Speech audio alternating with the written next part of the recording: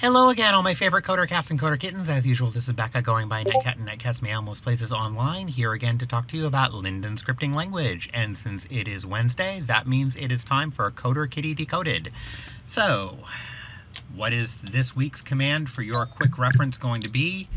Probably the simplest one we have ever covered.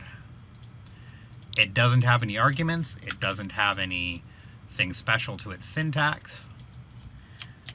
It is just simply die. That's it. This simple command will actually delete the object it's in.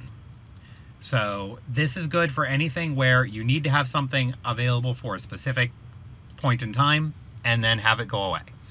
So as you saw before I minimized the code screen again, all it was is LL, capital D, IE, both parentheses, and a semicolon.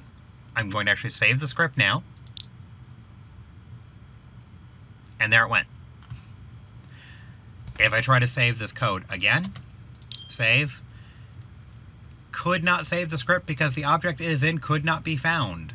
It may be out of range or may have been deleted. In fact, it was deleted by die. That's all there is to it. Quick, simple, a way to delete objects with script alone. So that is it for this week's Coder Kitty Decoded. Please be sure to check the description for playlist links to Coder Kitty's workshop, where every lesson is a project and every project is a lesson, or for the full playlist of Coder Kitty Decoded, where I break down the format and syntax of various LSL commands for your quick reference for those of you who like the way I present information. So that is it for this week. I will see you next week. As usual, good day, good luck, happy coding, and meow.